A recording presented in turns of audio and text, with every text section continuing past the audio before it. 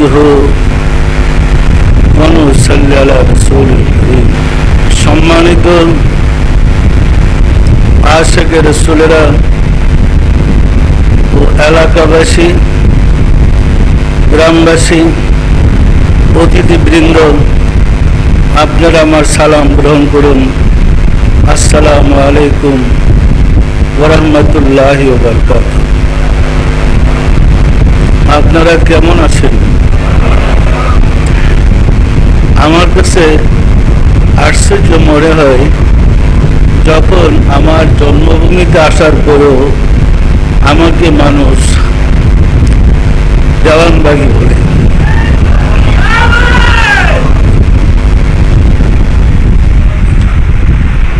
আসলে আমি তো এই বাড়িরই সন্তান, এটি আমার জন্মভূমি। এখানে আমি ছোট থেকে বড় হয়েছি। পরবর্তীতে মুর্শিদের দরবারে এক যুগ সাধনা করার পরে আল্লাহর পক্ষ থেকে আমি দায়িত্ব পেয়েছি মুহাম্মদ ইসলাম প্রচার করার জন্য। মুহাম্মদ ইসলাম সারা বিশ্বে প্রচারিত হচ্ছে, এটা আমাদের জন্য আসলে আনন্দের ব্যাপার, গর্বের ব্যাপার। মুহাম্মদ ইসলাম কার ধর্ম বলেন তো? মুহাম্মদ ইসলাম কার ধর্ম বলেন তো? আমরা কিন্তু মুহাম্মদ ইসলাম করি, দিন ইসলাম নয়। ইসলামের দুইটা দ্বারা, একটা শরীয়ত আর একটা মারেফত।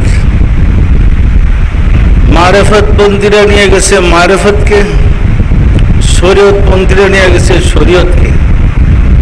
রাসূলের ধর্ম গেছে রসাতলে। রাসূলের ধর্ম সমাজ নাই, শিক্ষা নাই কিভাবে মানুষ রাসূলকে পাবে। মিনহা জাহিরা ওয়া বাতিনা ওয়ালি কুরআন আইজান জাহিরা ওয়া বাতিনা।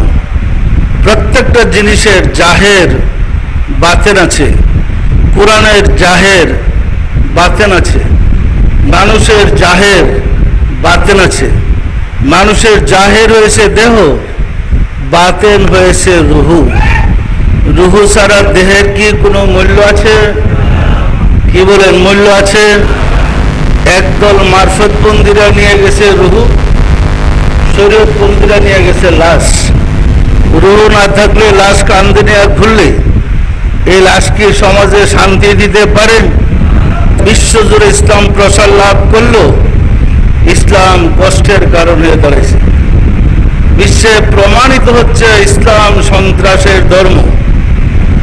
সন্ত্রাসের ধর্ম তো হবেই।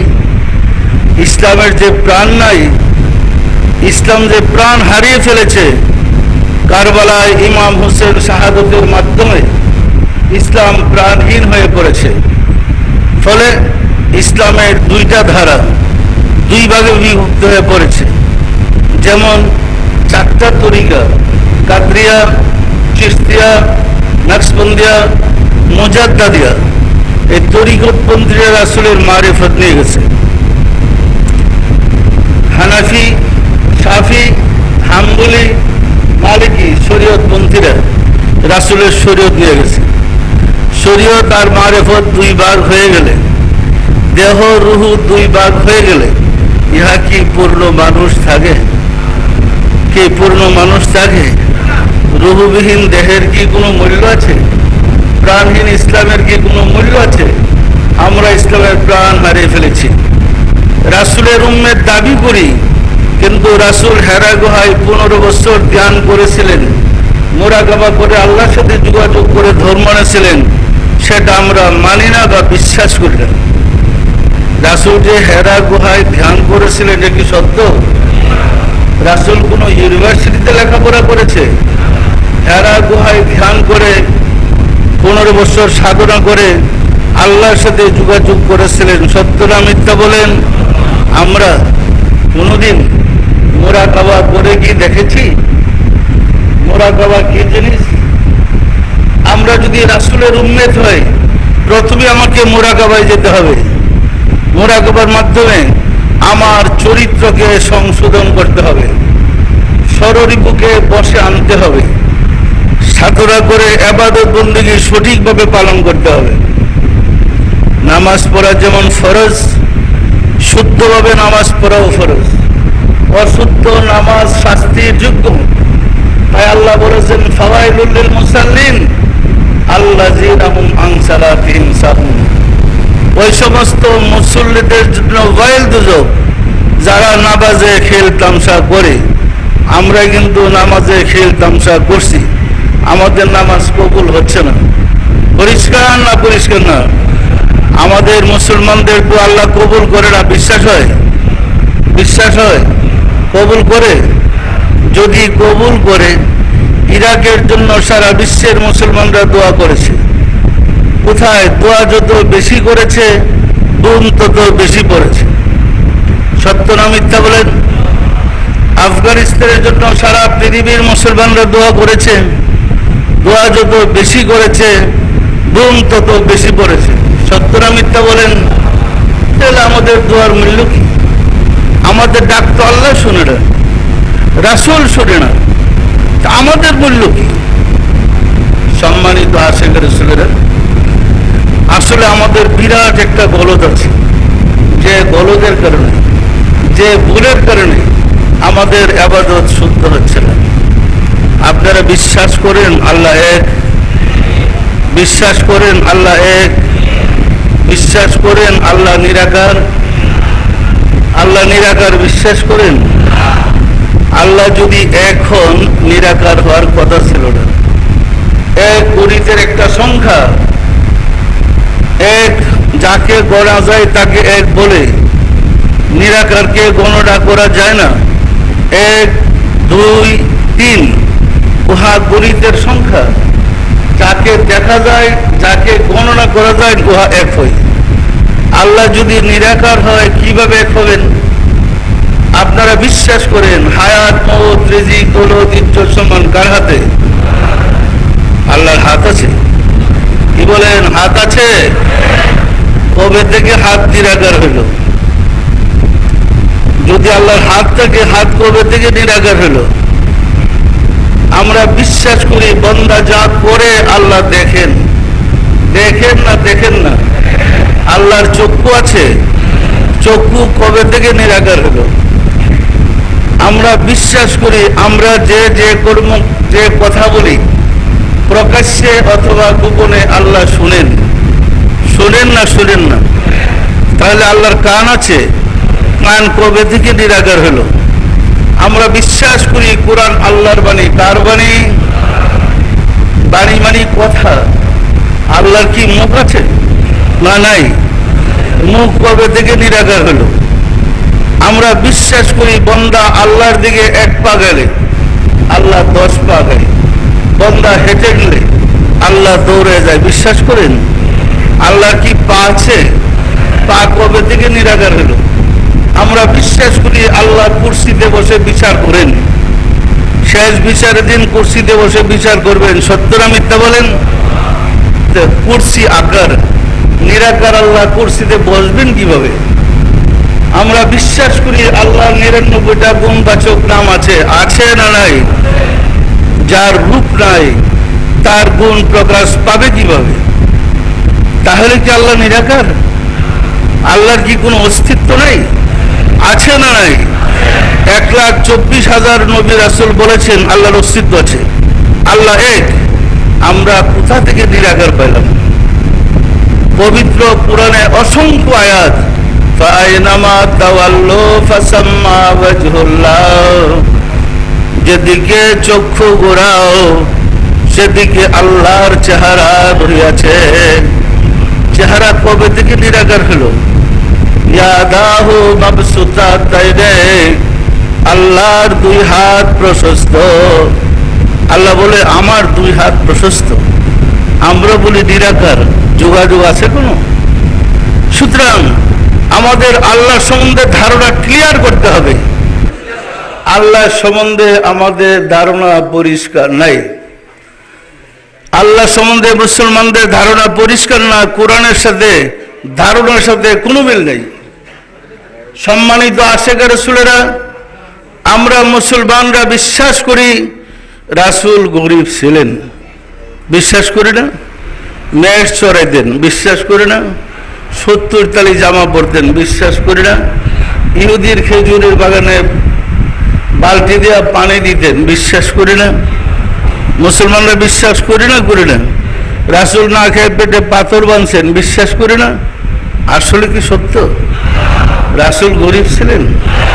আল্লাহ কোরআনে বলেন, বাবা জাদাকা আইলান ফাআদা, হে রাসূল আমি আপনাকে সম্পদশালী করেছি। সম্পদশালী অর্থ কি গরিব? আরবের শাসনকর্তা ছিলেন রাসূলের দাদা, রাসূলের পিতা ছিলেন আন্তর্জাতিক ব্যবসায়ী। আন্তর্জাতিক ব্যবসা করতে গিয়ে সিরিয়া থেকে ফেরার পরে উনি ইন্তেকাল করেছেন। আর রাসূলের দাদা ছিলেন আরবের শাসনকর্তা, উনি রাসূলের দাদার বাড়িতে লালিত পালিত। তাহলে একজন শাসনকর্তা সরকার প্রধানের নাতি মেষ চড়াবে, ইহা কি শোভা পায়? এত গরিব মেষ চড়ে সংসার চালিত হয়? এটা কি একটা বেইজ্জতির কথা না? কি বলেন? রাসূল সাল্লাল্লাহু আলাইহি সাল্লামকে আরবের মানুষ আল আমিন বলতেন। আল আমিন বলছে না বলে নাই? ধনী মানুষ অনেকেই রাসূলের কাছে আমানত রাখতেন। একজন গরিব মানুষের কাছে মানুষ কি আমানত দেয়? একটা রিক্সাওয়ালার আপনার টাকা পয়সা আমানত দিবেন? তাহলে রাসূলের কাছে যে আমানত রাখতেন, গরিব হলে কি মানুষ তাকে আমানত দিত? সম্মানিত আশেখ রাসূলেরা 25 বছর বয়সে আরবের শ্রেষ্ঠ ধনী মা খাদিজাতুল কুবরা রাসূলকে বিবাহ করার জন্য পয়গাম পাঠিয়েছিলেন এবং বিবাহ করে তার সমস্ত সম্পত্তি রাসূলের নামে উৎসর্গ করে দিয়েছিলেন। এই কথা কি সত্য? আরবের শ্রেষ্ঠ ধনী রমণীর সম্পদ পাওয়ার পরে রাসূল কি গরিব ছিলেন? তখন কি ধনী হয় নাই? বলা হয় মা খাদিজাতুল কুবরা কর্মচারী ছিল, তাহলে খাদিজাতুল কুবরা কি কর্মচারীর কাছে বিয়ে করলেন? কে বলেন? বিশ্বাস হয়েগুলা? সম্মানিত আশেখ রাসূলেরা, এইভাবে রাসূল সম্বন্ধে আমাদের ধারণা পরিষ্কার নেই। রাসূলের দাদা ছিলেন মক্কার শাসনকর্তা, রাসূল ছিলেন মদিনার শাসনকর্তা। মদিনা মুসলিম রাষ্ট্র গঠন করার পরে মদিনার শাসনকর্তা কে ছিলেন? একজন শাসনকর্তা তার রাজত্ব প্রজাবৃন্দ ফেলে দেয়া ইহুদির খেজুরের বাগানে বালতি দেয়া, এক বালতি পানি দিবেন আর 2টা খেজুর পাবেন, এই কথা কি সত্য? বিশ্বাস করেন আপনারা? যাকে দু জাহানের বাদশা রাব্বুল আলামিন নির্বাচিত করলেন, আপনি যখন তাকে গরিব বললেন, তিনি কি খুশি হবেন? দু জাহানের বাদশাকে গরিব বললে রাসূল কি খুশি হবেন? আল্লাহ কি খুশি হবেন? সুতরাং রাসূল সম্বন্ধে অপপ্রচার বন্ধ করতে হবে। বিশ্বাস রাখেন রাসূল শ্রেষ্ঠ ধনী ছিলেন আরবের মধ্যে এবং প্রতিদিন 3.5 থেকে 400 লোককে ওনার লঙ্গরখানাতে খাবার ব্যবস্থা করতেন। 3.5 থেকে 400 লোককে যে লোক প্রতিদিন খাবার দেয়, সে না খেয়ে পেটে পাথর বাঁধে? এটা কি বিশ্বাসযোগ্য কথা? আমেরিকা ইরাকের সাথে একটা যুদ্ধ করে সারা বিশ্বে ভিক্ষা শুরু করছিল, কি মনে আছে আপনাদের? মানে অভাবে পড়ে গেছে, একটা যুদ্ধ করেই রাসূলের সাথে বিভিন্ন রাষ্ট্র 27টা দেশ যুদ্ধ করেছে।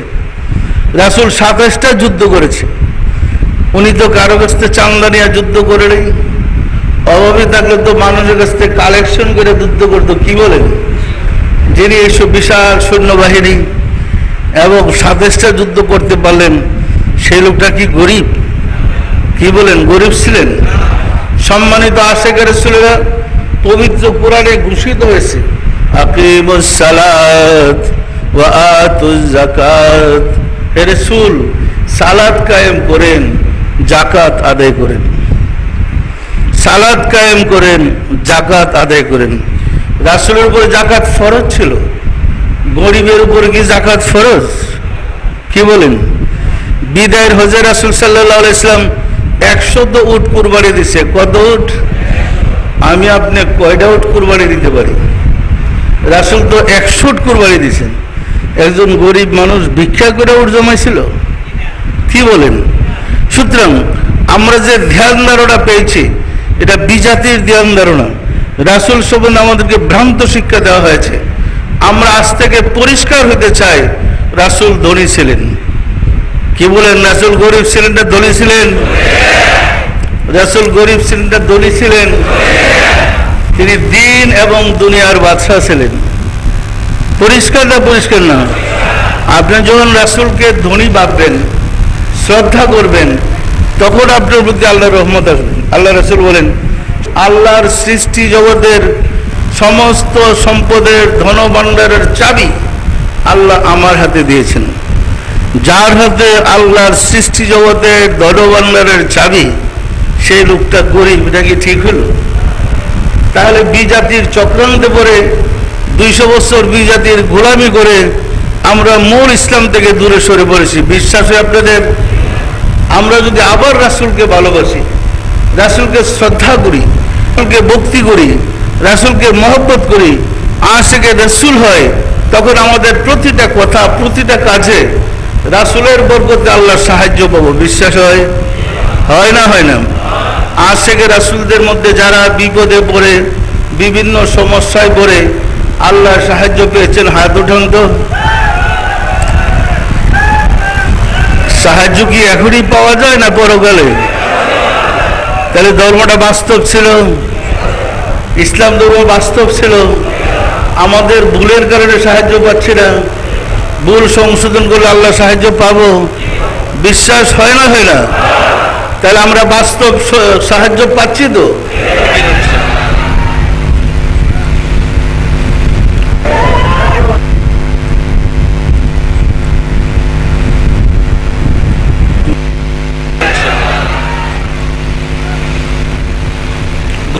হাত নামান সম্মানিত আশিকে রাসূলেরা। আমরা চাচ্ছি সমাজে রাসূলের ওই আদর্শের ইসলাম দেহ রুহু দুই ভাগ না করে দেহ রুহু একসাথ করে জীবন শুরু হয়ে যাবে। দেহ এবং রুহু দুইটাকে একত্র করে দিলে মানুষ ওইটা দাঁড়াইবে, আর লাশ থাকবে না, সে জিন্দা মানুষ। পরিষ্কার না পরিষ্কার না? ইসলামের শরীয়ত, ইসলামের মারিফত দুইটা একত্র করে দেন, দেখলাম ইহাই পরিপূর্ণ শরীয়ত হয়ে যাবে। এখন শরীয়তের মধ্যে মারিফত নাই, সুতরাং ইসলামের শান্তি থেকে বঞ্চিত হয়েছে। আল্লাহ বলেন, ফাওয়াইলুল লিল কাসিয়াতি কুলুবুহুম মিন যিকরিল্লাহ উলাইকা ফি দালালিম মুবিন। যার কলবে আমার জিকির জারি নাই সে বিপদগামী। যার কলবে আল্লাহর জিকির জারি নাই সে পথভ্রষ্ট। পথভ্রষ্ট মানুষ দোয়া করলে কি আল্লাহ শুনবেন? শোনার কোনো কারণ আছে? আমরা বিশ্বাস করি আমরা মুমিন ইমানদার, বিশ্বাস করেন না করেন না? জিজ্ঞাসা করলে বলেন তো ইমান কোথায় থাকে? আর খবর নাই। কোরআনে হাফেজ হন, মুফতি মুহাদ্দিস মুফাসসির হন, আপনি বিদ্বান হইলেন, জ্ঞানী হইলেন, ইমানদার তো না। ইমান তো কলবে থাকে। লাম্মা ইয়াদখুলা ঈমানা ফি কুলুবিকুম, ইমান কলবের ভিতরে প্রবেশ করে। জমিনের মধ্যে হাইব্রিড ফলন হয়েছে না এবার ধান, মানে উন্নত জাতের ফলন হয়েছে না? ওই বীজ যদি জমিনে রোপণ করেন আর উন্নত বীজ বপন করেন, আপনি যদি উন্নতভাবে চাষ করেন ওই ফর্মুলা অনুযায়ী, উন্নত ফসল পাবেন। পাবেন না পাবেন না? মানব জমিনের মাঝে আল্লাহর বীজ বপন করেন, ইমানের নূর বপন করেন, ইমান সৃষ্টি হবে। বীজ বহনে ইমানের জন্ম হইতে পারে না। বীজ ছাড়া উন্নত ফলন পাবেন, সার দিলে কি হবে? আর ইমান দোয়া পড়লে কি হবে? বীজই তো নেই। সুতরাং ইমান মানুষের কলবে থাকে, কলবের ভিতরে ইমানের নূর প্রবেশ করাইতে হবে। আজকাল এক সময় আমরা যখন ছোটবেলা দেখেছি সিলেটের পানি আমাদেরকে ডুবাইয়া মারছে, সারা বছর আবিজাবি খেয়া জান বাঁচত না। কেউ সত্য না মিথ্যা বলেন? বিদেশ থেকে উন্নত ফসল আনার পরে, বীজ আনার পরে আমার দেশে ইরিগেশনের চাষ হয়, এখন তার উপবাস থাকতে হয় না, কি বলেন? উপবাস থাকতে হয়। বিজ্ঞান সাহায্য করছে না, করে নাই? সম্মানিত আশেকের ছেলেরা, নূরে মুহাম্মদের নূরের বীজ, আল্লাহ শব্দের নূর আপনার কলবে যদি বপন করেন, এখান থেকে কি আল্লাহ বেরিয়ে আসবে না? বিশ্বাস না? আসবে না? আসবে না? দেখেন, আল্লাহ সম্বন্ধে আমাদের ধারণাই, আমরা বলি আল্লাহ 7 আসমানের উপরে থাকে। কোথায়? 7 আসমানের উপরে থাকে। কোথায় থাকে? আল্লাহ তো এই কথা বলে নেই। আল্লাহ বলেন ওয়াফি আনফুসিকুম আফালা তুবসিরুন, তোমার মাঝে আমি বিরাজ করি, তুমি কি আমাকে দেখো না? ওয়া হুয়া মাকুম আইনামা কুনতুম, তুমি যেখানে আমি মাওলা সেখানে। নাহনু আকরাবু ইলাইহি মিন হাবলিল ওয়ারিদ, তোমার শাহরগের চেয়ে আমি মাওলা নিকটে। বুড়ি বুড়ি আয়াত কোরআনে রয়েছে। আল্লাহ বলে আমি মানুষের ভিতরে। আল্লাহ কোথায়? বলেন তো আল্লাহ কোথায়? আদমকে সৃষ্টি করার পরে ফেরেশতাদের মাঝে আল্লাহ যখন আদমের জ্ঞানের পরীক্ষা নিলেন, আদম যখন শ্রেষ্ঠ হইল, আল্লাহ ফেরেশতাদেরকে বললেন আদমকে সেজদা করো। বলছে না? বলে নাই? ফাসজুদু লিআদম, আদমকে সেজদা করো। সকল ফেরেশতারা আদমকে সেজদা করেছিল, করছে না, করে নাই? ওই যে আল্লাহ আদমের ভিতরে ঢুকেছে, আদমের মাধ্যমে ফেরেশতাদের সেজদা নিয়েছে, আর বের হয় নাই, আর বের হয় না, এখনো আদমের ভিতরে আছে। পরিষ্কার না? পরিষ্কার না? আল্লাহ বলেন আল ইনসানু সিররি আনা সিররাহু, আমি মানুষের রহস্য, মানুষ আমার রহস্য। যে মানুষ আল্লাহর খলিফা, তাকে আপনি জাহান্নামী বানান কেন? যে মানুষ আল্লাহর প্রতিনিধি, তাকে জাহান্নামে পাঠাতে চান কেন? এ শুধু আমাদের অজ্ঞতা। বিশ্বাস হয়? স্পষ্ট আল্লাহ বলেন আল ইনসানু সিররি আনা সিররাহু, আমি মানুষের রহস্য, মানুষ আমার রহস্য। তাহলে আল্লাহর সাথে মানুষের খেলা হচ্ছে।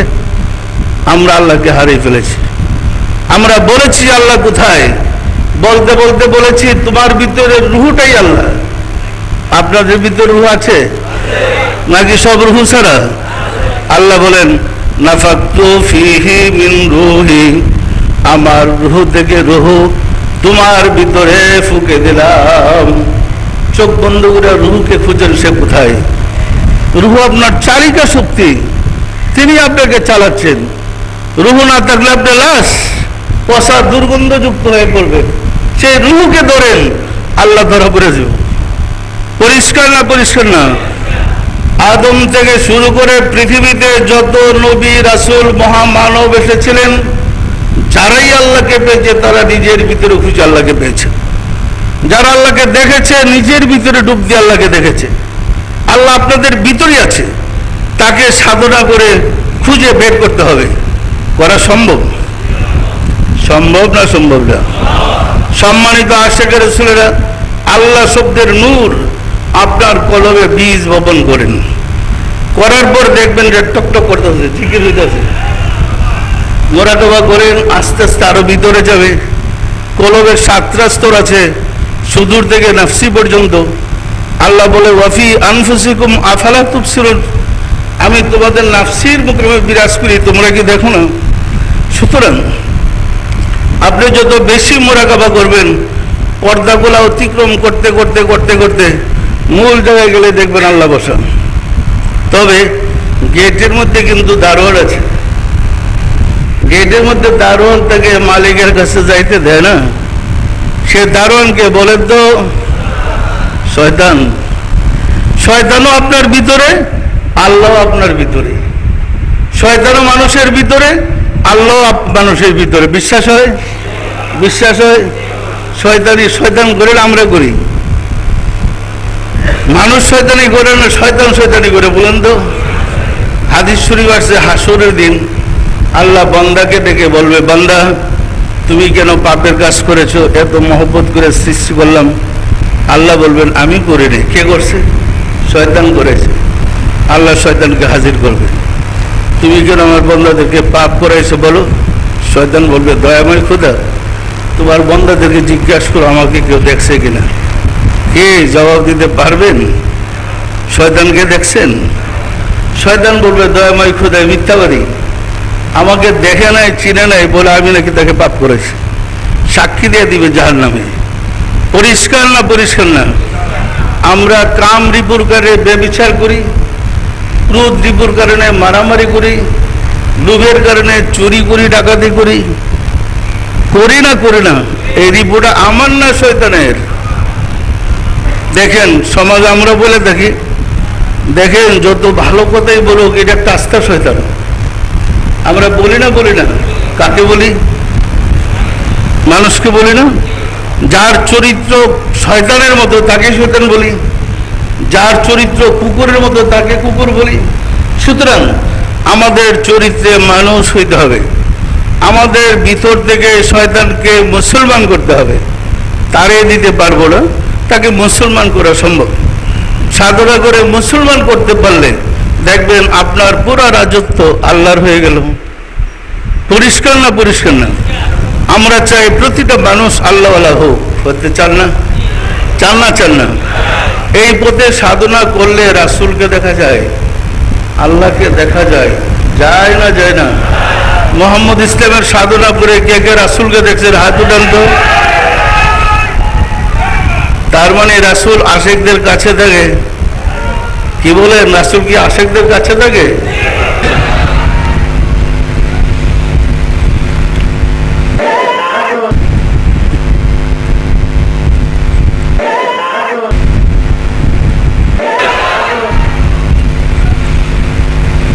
হাত নামান। সুতরাং আপনি যদি আশিকে রাসূল হন, রাসূল আপনার হবে। আপনি যদি রাসূলকে ভালোবাসেন, রাসূল আপনাকে ভালোবাসবে। আমরা রাসূলকে ছেড়ে দিয়েছি, রাসূলের ভালোবাসা হারিয়ে ফেলেছি, ফলে আমরা চরম বিপদে পড়েছি। বিশ্বাস হয়? বিশ্বাস হয় না? হয় না? সুতরাং আমরা মুক্তি পেতে চাই, আমরা আল্লাহকে পেতে চাই, আল্লাহ রাসূলকে পেতে চাই। আপনারা চান না? চান না? চান না? আসুন রব্বুল আলামিনের সাহায্য চাই, তিনি যেন দয়া করে আমাদেরকে সাহায্য করেন, আমরা যেন তাকে লাভ করতে পারি। তার আগে সম্মানিত আশিক রাসূলেরা অনেক দিন পরে তো দেশে আসছি, সম্ভবত 10.5 বছর পরে। অনেক নিজেদের লোকে দেখলে চিনতেও পারে না। ছোট ছোট বাচ্চা দেখে গেছিলাম, অনেক বড় হয়ে গেছে, অনেকে চিনতেও পারে না। তা আমার কাছে সবচেয়ে আশ্চর্য লাগে, আসছি বড় দিয়ে দেওয়ানবাগি। আমি কি আসলে দেওয়ানবাগি? কি বলেন? আমি কি দেওয়ানবাগি?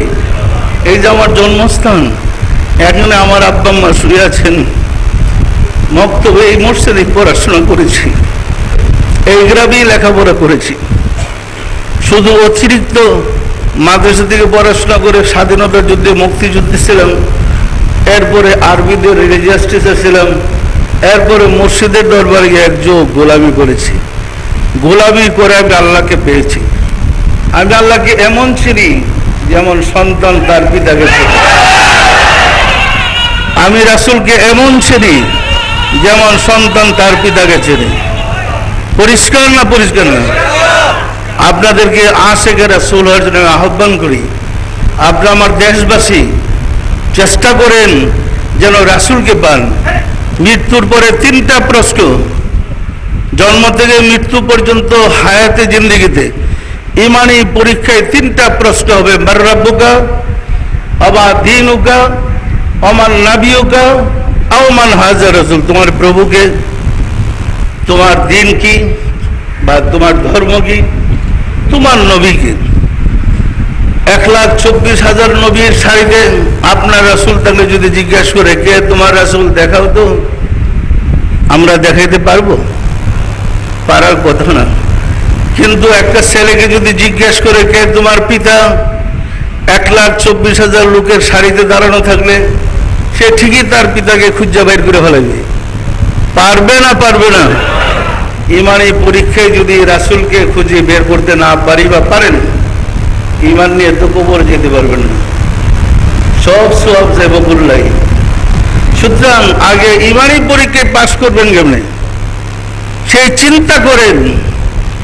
ইমানি পরীক্ষায় পাশ করতে হলে আল্লাহর পরিচয় লাভ করতে হবে, আল্লাহর রাসূলের পরিচয় লাভ করতে হবে। আল্লাহকে চিনতে হবে, রাসূলকে চিনতে হবে। আল্লাহ রাসূলের পরিচয় লাভ করলে আল্লাহ রাসূলই আপনার সব ব্যবস্থা করবে। আমরা মুসলমানরা আল্লাহ এবং রাসূলকে ছেড়ে দিয়েছি, ইবাদতের দাবিত হয়েছি। আরবি আব্দুল শব্দের থেকে ইবাদতের জন্ম। আব্দুল শব্দের তো দাসত্ব স্বীকার করা, প্রভুর কাছে আত্মসমর্পণ করা। আপনি যখন প্রভুকে প্রভু হিসেবে মানলেন, আপনি ঘুমান, খানা খান, কথা বলেন, সবই আবাদত। আবাদত শুধু নামাজ রোজা, সমস্ত কর্মী আবাদত। যদি আপনি প্রভুকে প্রভু হিসেবে মানেন, আমরা তো এখনো প্রভুকে মানতে পারি নাই, আত্মসমর্পণ করতে পারি নাই।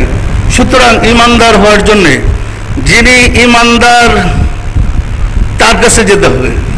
কোরআনে আল্লাহ বলছেন, ফাসআল খাবীরা, আর রহমান ফাসআল খাবীরা।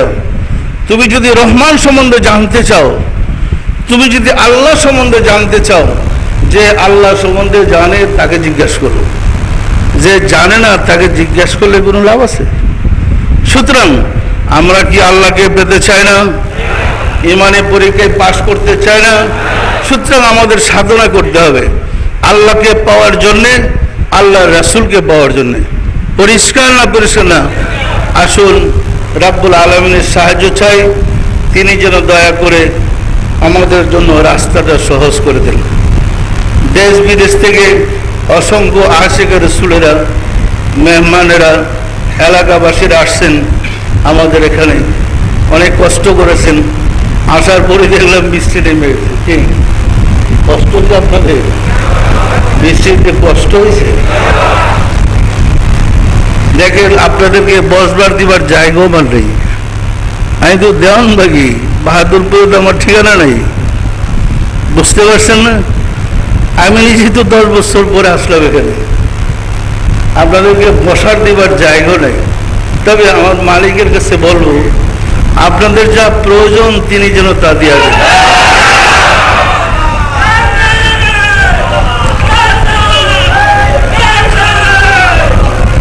আল্লাহ প্রাপ্তির পথে 37টা ক্লাস।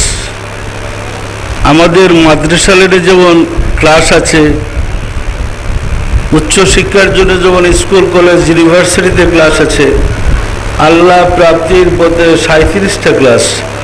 ওই ক্লাসগুলোর কথা কোরআনে বর্ণিত হয়েছে। প্রথম ক্লাসটার নাম কলব। ফি কুলুবিহিম মারাদুন খাতামাল্লাহু আলা কুলুবিহিম ফাওয়াইলুল লিল কাসিয়াতি কুলুবুহুম। প্রথম ক্লাসটার উপরে কোরআনে 132টা আয়াত নাযিল হয়েছে। দ্বিতীয় ক্লাসটার নাম রুহু, তার উপরে কোরআনে 21টা আয়াত নাযিল হয়েছে। ইয়াসআলুনাকা আনির রূহ নাফাখতু ফীহি মিন রূহি। তৃতীয় ক্লাসটার নাম সের, 31টা আয়াত নাযিল হয়েছে। চতুর্থ ক্লাসটার নাম সের খাফি, 30টা আয়াত নাযিল হয়েছে। পঞ্চম ক্লাসটার নাম আকফা, কোরআনে 4টা আয়াত নাযিল হয়েছে। ষষ্ঠ ক্লাসটার নাম নফস, কোরআনে 295টা আয়াত নাযিল হয়েছে। এই ক্লাসগুলোর নামে আল্লাহ প্রাপ্তির পথে প্রথম ক্লাসটার নাম কলব, অথচ আমরা এই কলব সম্বন্ধে ধারণা করি না। সম্মানিত আশিক রাসূলের দেখেন কলবটা কোথায়? বাম স্তনের 2 আঙুল নিচে কলব, প্রত্যেকের বাম স্তনের 2 আঙুল নিচে লতিফায়ে কালব। দেখেন, যারা নতুন সবক নিতে চান, কলব দেখাইতে চান, এত লোককে কলব দেখা আমার এখন সম্ভব হবে না। সুতরাং আপনাদের যার যার ডাইন হাত, আমার কথা শুনেন, যার যার ডাইন হাতের এই আঙুলটা বের করেন। যারা নতুন সবক নেবেন, যার যার ডাইন হাতের এই শাহাদত আঙুলি বের করেন। আপনার বাম পাশে এইভাবে ধরেন, আপনার বাম পাশে দেখেন স্তনের 2 আঙুল নিচে ধরেন। পুরান জাকের যারা আছে সাহায্য করেন, কলবটা ঠিক করে দেন। যার যার বাম পাশে স্তনের 2 আঙুল নিচে আপনার শাহাদত আঙ্গুলিটা ধরেন। মাইকের আওয়াজ যে যেখানে পাচ্ছেন ধরেন। বাম পাশে স্তনের 2 আঙুল নিচে লতিফায়ে কালব ধরেন। ভিতরে এই লতিফায়ে কালব বাবা আদম আলাইহিস সালামের জিরে কদম, লতিফায়ে কালব বাবা আদম আলাইহিস সালামের জিরে কদম। এই লতিফাটা হযরত আদম আলাইহিস সালামের অধীনে এই লতিফাটা প্রথম আবিষ্কার করেছিলেন হযরত আদম আলাইহিস সালাম।